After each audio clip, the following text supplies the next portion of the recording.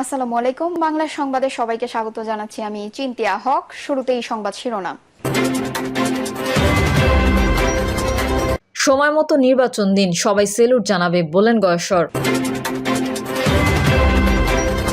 হাসিনার পাতা ফাঁদে যেন পা না দেই বললেন মির্জা ফখরুল। ধানমন্ডি ৩২ নম্বরের নিচে পানি ছাড়া কিছুই মেলেনি। ম্যাথস শিক্ষার্থীদের উপর পুলিশের লাঠিচার্জ, সাংবাদিক সহ আহত ১৮।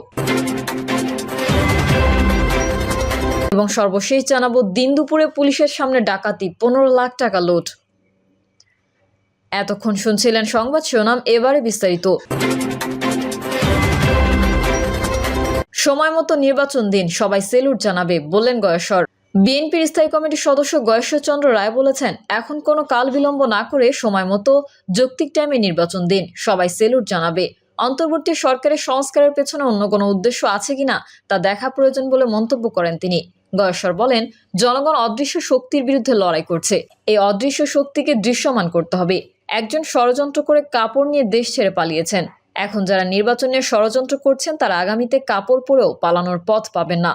ভাঙচুরের নামে বাজে ট্রেডিশন চললে সংস্কার করে কি লাভ? এখন শেখ মুজিবুরের মৃত দিবস পালিত হবে ৫ই আগস্ট। শেখ হাসিনা তাকে তিলে তিলে শেষ করে দিয়েছেন। তিনি বলেন, ইসলামের নামে কারা দখলবাজি করছে তা বিভিন্ন দপ্তরে গেলে তা জানা যাবে। গয়েশ্বর বলেন, ৩১ দফা একটি জাতীয় সনদ, ৬২টি দল একমত হয়ে এই সনদ প্রতিষ্ঠায় নিরলসভাবে কাজ করে যাচ্ছে। গয়েশ্বর বলেন, ১/১১ এসেছিল বিশাল একটা সংস্কারের কথা বলে, কিন্তু সেটা জাতীয় জীবনে এবং রাজনৈতিক জীবনে একটি বড় কুসংস্কার হয়ে দেখা দিল এবং লুটপাটের দৌরাত্ম্য শুরু হলো। এখন এটা ধারাবাহিকতায় কি এই সংস্কার, নাকি আসলে আমরা আমাদের রাজনীতির জীবনে যত অসুস্থতা আছে সেটা থেকে সুস্থ হওয়ার সংস্কার? নতুন দল গঠন প্রসঙ্গে বিএনপির এই নেতা বলেন, ১/১১ সময় দেখেছি অনেক কিংস পার্টির জন্ম, শেষ পর্যন্ত সেই কিংস পার্টিগুলো যে কোথায় হারিয়ে গেল তার কোনো নাম গন্ধ নাই। ওরা আবার জার্সি পাল্টিয়ে আমাদের বৃহত্তর রাজনৈতিক দলগুলোর মধ্যে ঢুকে পড়ল। সেই কারণেই এই সরকারের যে কিংস পার্টি করার অভিপ্রায় নাই সেটা বোঝা কষ্টের। ধানমন্ডির ৩২ নম্বর সহ সারা দেশে ভাঙচুরের ঘটনা প্রসঙ্গে গয়েশ্বর বলেন, গত ২-৩ দিন ধরে যেটা হয়েছে, হঠাৎ করে ৬ মাস পরে এই চেতনা কেন? ফজরের আজানের সময় আজান না দিয়ে যদি সেটা মাগরিবের সময় দেওয়া হয় তাহলে কিন্তু মানুষ বিভ্রান্ত হয়।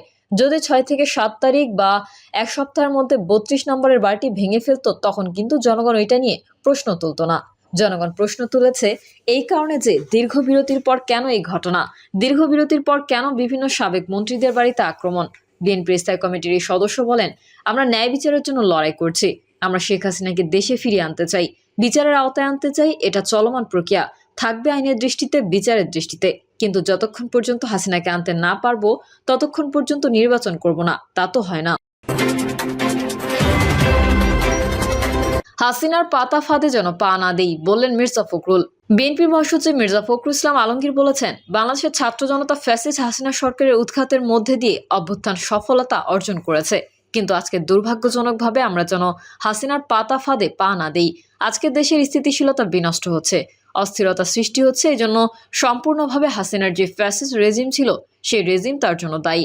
আমাদের সাবধানতার সঙ্গে পা ফেলতে হবে। বিএনপির মিডিয়া সেলের সদস্য সাইরুল কবির খান জানান, দলের মহাসচিব ও জাতীয় স্থায়ী কমিটির সদস্য আমির খসরু মাহমুদ চৌধুরী বিকেল ৪টা ৫৮ দেশে ফিরেন। যুক্তরাষ্ট্র থেকে লন্ডনে ফিরেছেন বিএনপির ভারপ্রাপ্ত চেয়ারম্যান তারেক রহমানের কন্যা ব্যারিস্টার জাইমা জারজান রহমান। গত ৬ ও ৭ ফেব্রুয়ারি ওয়াশিংটনে ন্যাশনাল প্রেয়ার ব্রেকফাস্টে আমন্ত্রিত হয়ে যোগ দিয়েছেন মির্জা ফখরুল ইসলাম আলমগীর, আমির খসরু মাহমুদ চৌধুরী এবং দলের ভারপ্রাপ্ত চেয়ারম্যান তারেক রহমানের প্রতিনিধি জাইমা জারজান রহমান। সফর সম্পর্কে মির্জা ফখরুল বলেন, তাদের যুক্তরাষ্ট্র সফর খুব সফল হয়েছে, যে উদ্দেশ্য ছিল তা সফল হয়েছে। বেগম জিয়া কেমন আছেন, যুক্তরাষ্ট্রে তার চিকিৎসা হবে কিনা সাংবাদিকদের প্রশ্নের জবাবে মির্জা ফখরুল বলেন, ম্যাডাম ভালো আছেন, ট্রিটমেন্ট চলছে। জাইমা রহমানের সঙ্গে প্রতিনিধি দলের অভিজ্ঞতার বিষয়ে তিনি বলেন, ভালো অভিজ্ঞতা। এরপর মির্জা ফখরুল সাংবাদিকদের উদ্দেশ্যে বলেন, আসল কথায় আসেন নাই কেন? দেশের পরিস্থিতি নিয়ে সাংবাদিকদের প্রশ্নের উত্তরে বিএনপির মহাসচিব বলেন, একটা অন্ধকারকে দূর করতে আরেকটা অন্ধকার দিয়ে দূর করা যায় না, তাকে আলো দিয়ে দূর করতে হয়। সেই আলোকবর্তিতা জাগিয়ে আমাদেরকে সামনের দিকে যেতে হবে। আমরা সংশ্লিষ্ট সবার কাছে আহ্বান জানাতে চাই, সবাই একযোগে ঐক্যবদ্ধ হয়ে এই দেশের স্বাধীনতা সার্বভৌমত্ব রক্ষা করার জন্য, স্থিতিশীলতা রক্ষার জন্য, ফ্যাসিস্টদের বিরুদ্ধে গণতন্ত্রকে প্রতিষ্ঠা করার জন্য আমরা কাজ অব্যাহত রাখতে হবে। অপারেশন ডেভিল হান্ট নিয়ে জানতে চাইলে ফখরুল বলেন, আমরা তো বাইরে ছিলাম, ডেভিল হান্ট সম্পর্কে জানি না, তবে ডেভিল হান্ট মানে ফ্যাসিস্টকে জানি, এতদিন পরে বোধোদয় হয়েছে, সেজন্য ধন্যবাদ জানাচ্ছি। ধানমন্ডি ৩২ নম্বরের নিচে পানি ছাড়া কিছুই মেলেনি। আয়নাঘর বা গোপন বন্দিশালা আছে কিনা এমন সন্দেহে ঢাকার ধানমন্ডি ৩২ নম্বরে শেখ মুজিবুর রহমানের বাড়ির বেসমেন্ট থেকে পানি সরানোর পর সেখানে কিছুই পায়নি ফায়ার সার্ভিস। এই তথ্য নিশ্চিত করেছেন ফায়ার সার্ভিসের মোহাম্মদপুর জোনের স্টেশন অফিসার মিজানুর রহমান। রবিবার সকালেও ভেঙে দেয়া এই ভবনটি ঘিরেছিল উৎসুক মানুষের ভিড়। এতদিনেও ধ্বংসস্তূপের মধ্যে থেকে ছিন্নমূল মানুষের অনেককেই রড, ইট সহ বিভিন্ন সামগ্রী নিয়ে যেতে দেখা গেছে। গত ৫ই ফেব্রুয়ারি রাতে বাড়িটি ভাঙার একদিন পর এই বাড়ির বেসমেন্টে আয়নাঘর কিংবা গোপন বন্দিশালা রয়েছে, এই ধরনের কথাবার্তা ছড়িয়ে পড়ে সামাজিক যোগাযোগ মাধ্যমে। এসব নানা আলোচনার প্রেক্ষাপটে ধানমন্ডি ৩২ নম্বরের ওই বাড়ির বেসমেন্টে থাকা পানি সরানোর উদ্যোগ নেওয়া হয়। এদিন সকাল 10টার দিকে ফায়ার সার্ভিসের মোহাম্মদপুর স্টেশনের টিম সেখানে যায় পানি নিষ্কাশনের কাজে। তারা বাড়িটির বেসমেন্টে জমে থাকা পানি পাম্পের মাধ্যমে সরানোর কাজ শুরু করে। কয়েক ঘন্টার চেষ্টায় পর দুপুর ১:৩০টার পুরোপুরি পানি নিষ্কাশনের কাজ শেষ হয় বলে জানিয়েছেন ফায়ার সার্ভিসের দায়িত্বরত কর্মকর্তা মিজানুর রহমান। তিনি বলেন, ওই ভবনের বেসমেন্টে পানি অপসারণের পর আয়নাঘর বা তেমন কিছুর অস্তিত্ব পায়নি ফায়ার সার্ভিস। আমরা পাম্পের মাধ্যমে পানি পাশের লেকে ফেলে পুরোপুরি সেচ করি, তবে সেখানে আমরা কিছু পাইনি। এরপর সেখান থেকে চলে এসেছি। বিকেলে ধানমন্ডি ৩২ নম্বরের ওই বাড়িতে গিয়ে দেখা যায় উৎসুক মানুষের ভিড়। বাড়িটি ঘিরে এতদিন যে ধরনের তথ্য ছড়ানো হচ্ছিল, সামাজিক যোগাযোগ মাধ্যমে এর সত্যতা জানার জন্য সেখানে আসেন কেউ কেউ। অনেকে আবার বাড়িটি থেকে রড, ইট এসব পড়ে থাকা জিনিস নিয়েও চলে যাচ্ছেন। ম্যাথস শিক্ষার্থীদের ওপর পুলিশের লাঠিচার্জ, সাংবাদিক সহ আহত ১৮। ৪ দফা দাবি আদায়ে সচিবালয় অভিমুখে মেডিকেল অ্যাসিস্ট্যান্ট ট্রেনিং স্কুলের লং মার্চ কর্মসূচিতে লাঠিচার্জ করেছে পুলিশ। এতে সাংবাদিক সহ ১৮ জন আহত হয়েছেন। ঢামেক হাসপাতালের পুলিশ ক্যাম্পের ইনচার্জ পরিদর্শক মোহাম্মদ ফারুক জানান, সচিবালয়ের সামনে থেকে আহত অবস্থায় ১৮ জনকে ঢাকা মেডিকেলের জরুরি বিভাগে আনা হয়েছে। বর্তমানে জরুরি বিভাগে তাদের চিকিৎসা চলছে। এর আগে বিকেল ৪টা ১৫ দিকে রাজধানীর শাহবাগ মোড় থেকে লং মার্চ শুরু করেন ম্যাথস শিক্ষার্থীরা। এ সময় বাধা দিতে চাইলে পুলিশের সঙ্গে তাদের ধাক্কাধাক্কির ঘটনা ঘটে। পরে পুলিশের ব্যারিকেড ভেঙে লং মার্চ শুরু করেন তারা। শিক্ষার্থীদের দাবি, আশ্বাসের নামে আবারও মূলা ঝালানোর চেষ্টা করছে স্বাস্থ্য মন্ত্রণালয়।